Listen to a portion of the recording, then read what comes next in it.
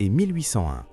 Cette expédition militaire s'accompagne d'un vaste travail scientifique, donnant lieu à la célèbre description de l'Égypte qui révèle au public européen la richesse monumentale, religieuse et symbolique de cette civilisation ancienne.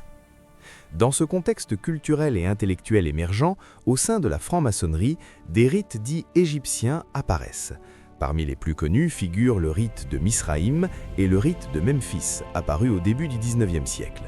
Le terme Misraïm, d'origine hébraïque, signifie littéralement Égypte, affirmant dès son nom l'inspiration revendiquée de ces systèmes rituels. Ces rites se distinguent par une structure complexe, composée de nombreux degrés initiatiques et par une forte dimension symbolique. Les rites égyptiens maçonniques puisent leur imaginaire dans plusieurs traditions ésotériques occidentales. Ils intègrent des éléments issus de l'hermétisme, une philosophie attribuée à la figure mythique d'Hermès Trismégiste, souvent associée à l'Égypte hellénistique. On y trouve également des références à la Kabbale, courant mystique d'origine juive, ainsi qu'à des concepts issus du gnosticisme qui valorisent la connaissance intérieure comme voie de libération spirituelle. L'Égypte ancienne y est représentée comme une civilisation détentrice d'un savoir sacré transmis à travers des initiations secrètes et des symboles codifiés. Les pyramides, les temples, les hiéroglyphes et les figures divines sont intégrés dans les rituels comme support pédagogique et allégorique.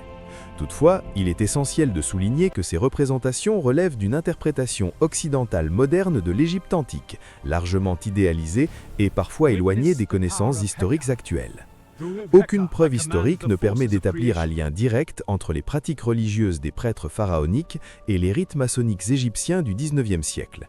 Ces derniers sont des créations symboliques modernes conçues pour enrichir le langage initiatique maçonnique et répondre à une quête spirituelle propre à leur époque.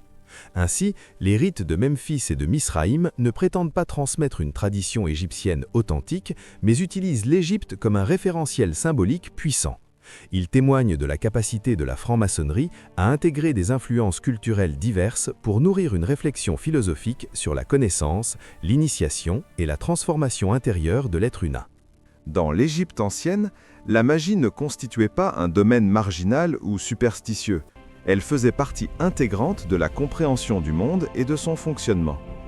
Les Égyptiens nommaient cette force Eka, un concept fondamental qui désignait à la fois l'énergie magique présente dans l'univers et la capacité humaine à l'utiliser. Loin d'être une illusion ou un divertissement, le Eka était perçu comme une puissance réelle, donnée par les dieux, nécessaire au maintien de l'ordre cosmique. Eka était si central dans la pensée égyptienne qu'il était parfois personnifié sous la forme d'une divinité.